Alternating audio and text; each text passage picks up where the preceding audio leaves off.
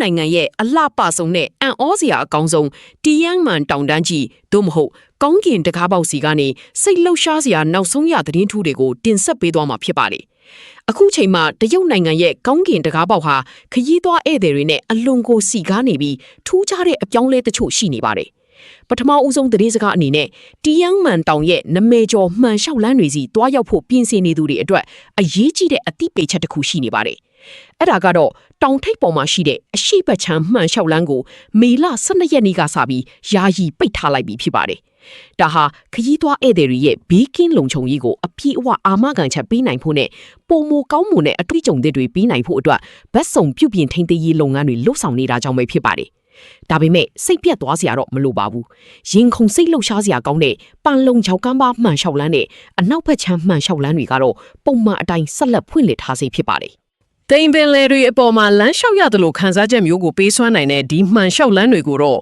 အရင်အတိုင်းပဲစိတ်ကြိုက်လည်ပတ်နိုင်မှာဖြစ်ပါတယ်။နောက်ထပ်ထူးခြားတဲ့သတင်းတစ်ခုကတော့တီယာမန်တောင်ကိုလာရောက်လည်ပတ်တဲ့နိုင်ငံတကာခီးသွွားဧည့်သည်အရေးအတွက်ဟာမကြုံစဘူးထိုးဖောက်မြင့်တက်နေတာပဲဖြစ်ပါတယ်။ပြီးခဲ့တဲ့24နာရီအတွင်းထွက်ပေါ်လာတဲ့သတင်းတွေအရ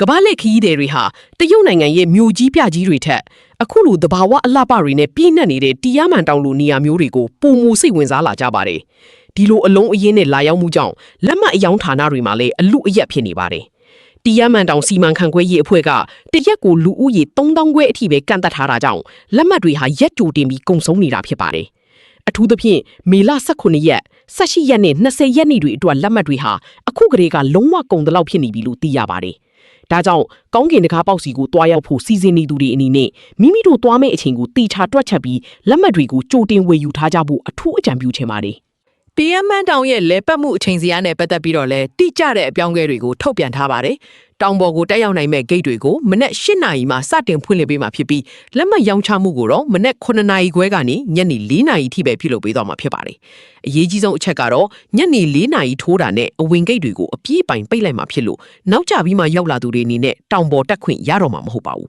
။ဒါကြောင့်ကမ္ဘာအရှိဆုံးကေဘယ်ကားကြီးကိုစီးပြီးကောင်းကင်တကားပေါက်ရဲ့အလှတရားကိုအပြည့်အဝခန်းစားခြင်းနဲ့ဆိုရင်တော့မနက်စောစောကလေးကတွားရောက်ဖို့လိုအပ်ပါလိမ့်မယ်။ကောင်းကင်တကားပေါက်လိုလူဒီများတဲ့တီယမန်ကူကြီးဟာအခုချိန်မှာတော့တိမ်မြူတွေကြားထဲမှာအလှပဆုံးပွင့်လန်းနေပြီဖြစ်ပါတယ်။လေကားထစ်ပေါင်း999ထစ်ကိုကြော်ဖြတ်ပြီးကောင်းကင်ပုံစီကိုတက်လှမ်းရတယ်လို့ခန်းစားချက်မျိုးဟာဘယ်အရာနဲ့မှမလဲနိုင်တဲ့အတွေ့အကြုံတစ်ခုပါပဲ။တောင်တက်လန်းတစ်လျှောက်မှာရှိတဲ့အကွိအကောက်ပေါင်း96ကွိရှိတဲ့လမ်းမကြီးဟာလည်းကမ္ဘာအံ့ဖွယ်လမ်းတစ်ခုဖြစ်ဆက်လက်တည်ရှိနေပါတယ်။အခုလိုရာသီဥတုတာယာနေတဲ့မေလအတွင်းမှာတီယန်းမန်တောင်ရဲ့အလှတရားဟာအထွတ်အထိပ်ကိုရောက်ရှိနေတာကြောင့်ခရီးသွားတွေအတွက်အကောင်းဆုံးအချိန်ပဲဖြစ်ပါတယ်။အချင်းချုပ်အနေနဲ့ပြန်ပြောရရင်တော့အရှိတ်ချမ်းမှန်လျှောက်လန်းယာယီပိတ်ထားတာကလွဲလို့တီယန်းမန်တောင်ရဲ့အခြားလှပတဲ့နေရာအားလုံးဟာခရီးသွားတွေကိုကြိုဆိုနေပါတယ်။လက်မှတ်အခက်အခဲမရှိစေဖို့အတွက်ကြိုတင်စီစဉ်ကြဖို့နဲ့သတ်မှတ်ထားတဲ့အချိန်စီအားအတိုင်းတွားရောက်လဲပတ်ကြဖို့ထပ်မံသတိပေးလိုပါတယ်။